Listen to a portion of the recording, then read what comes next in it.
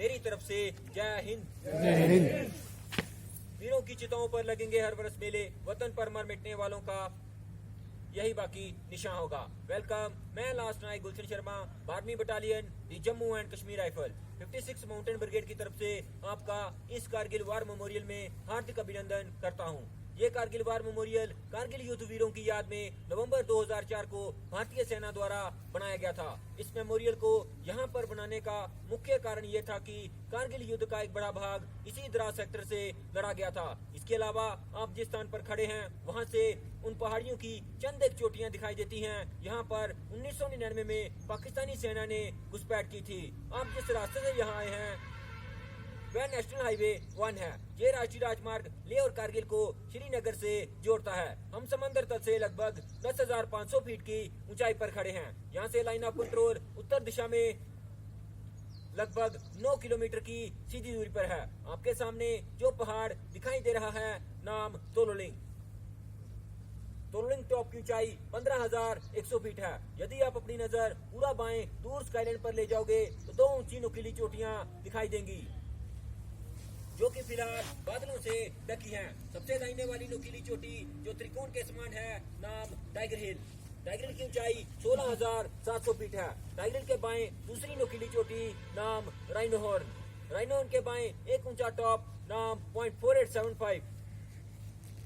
.4875 को अब बत्रा टॉप के नाम से भी जाना जाता है। बत्रा टॉप समंदर तल से लगभग 16,000 फीट की ऊंचाई पर है। द्रास का इलाका भारत का सबसे सर्द और विश्व के 10 सबसे सर्द आवासीय स्थानों में से एक माना जाता है। 9 जनवरी 1995 को यहाँ का तापमान 0 से 60 डिग्री नीचे यानी -60 डिग्री सेल्सियस रिकॉर्ड किया गया था।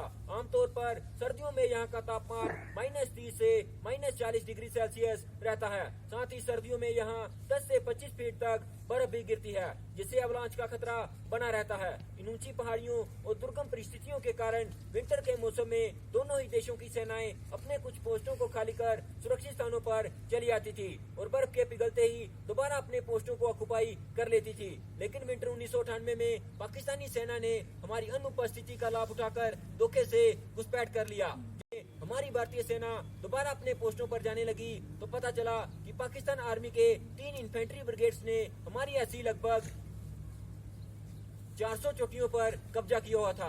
ये घुसपैठ मस्को वैली से लेकर साउथ ग्लेशियर तक लगभग 150 किलोमीटर के इलाके में फैली थी। पाकिस्तानियों को भारत की पवित्र भूमि से निकाल फेंकने के लिए ऑपरेशन विजय लॉन्च किया गया। कारगिल युद्ध 20 मई 1999 को शुरू हुआ और 26 जुलाई 1999 के अंत तक सभी पाकिस्तानी घुसपैठिए या तो मारे गए या भाग निकले।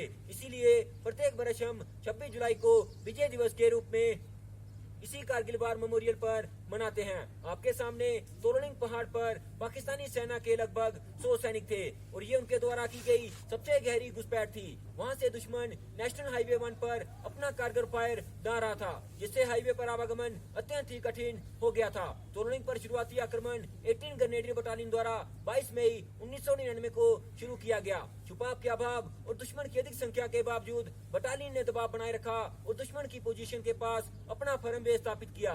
इसी फर्म बेस से 2 राजपूताना राइफल और 18 गढ़वाल राइफल ने तोलोलिंग पर धावा बोला। 13 जून 1999 को 2 राजपूताना राइफल के मेजर विवेक गुप्ता ने सर्वोच्च बलिदान देते हुए तोलोलिंग टॉप पर तिरंगा फहराया। इनके अद्भुत पराक्रम के लिए मेजर विवेक गुप्ता और 18 ग्रेनेडियर बटालियन के मेजर RS अधिकारी को मरणोपरांत महावीर चक्र से सम्मानित किया गया। तोलोलिंग की जीत के बाद हमारी सेना का अगला लक्ष्य था इलाके का सबसे प्रसिद्ध पहाड़ टाइगर हिल, क्योंकि वहाँ बैठा दुश्मन समूची द्रासवादी और खासकर नेशनल हाईवे 1 पर अपने तोपखाने की गोलाबारी का प्रभावशाली संचालन कर रहा था। टाइगर हिल को कैप्चर करने के लिए 18 ग्रेनेडियर बटालियन और 8 सिख बटालियन को डिटेल किया गया। आक्रमण से पहले हमारी आर्टिलरी ने 155 mm बोफोर्स गन और मल्टी बैरल रॉकेट लॉन्चर से टाइगर हिल पर कहर बरसाया। 2 जुलाई की रात को दोनों ही बटालियनों ने भिन्न भिन्न दिशाओं से आक्रमण शुरू किया। लक्ष्य कठिन था परंतु असंभव नहीं। गुत्तम गुत्ता की लड़ाई और 2 ऑफिसर, 4 जूनियर कमीशन ऑफिसर और 30 जवानों के सर्वोच्च बलिदान के बाद 11 जुलाई 1999 को तिरंगा टाइगर हिल की चोटी पर लहरा रहा था। इनके दम में सांस के लिए 18 ग्रेनेडियर बटालियन के ग्रेनेडियर योगेंद्र सिंह यादव को परमवीर चक्र, रूनी के party commander lieutenant Balwan Singh को महावीर चक्र से सम्मानित किया गया। .4875 पॉइंट 4875 को कैप्चर करने का task 13 Jammu and Kashmir rifle को दिया गया। इसी के दक्षिण के फीचर पिंपल 1, पिंपल 2 और बेलबैक को कैप्चर करने का टास्क 17 जाट बटालियन को दिया गया। उत्तर में ट्विन बम्प को कैप्चर करने का टास्क सेकंड नागा बटालियन को दिया गया। तीनों ही बटालियनों ने 4 जुलाई 1999 से लेकर 7 जुलाई 1999 तक चले युद्ध में अद्भुत शौर्य और अदम्य साहस का परिचय देते हुए लक्ष्य को हासिल किया। पॉइंट 4875 पर अटैक के दौरान कैप्टन विक्रम बत्रा ने वीरता और साहस का नया अध्याय लिखते हुए अपने प्राणों को देश के नाम समर्पित कर दिया। कृतज्ञ राष्ट्र ने उन्हें मरणोपरांत परमवीर चक्र से सम्मानित किया।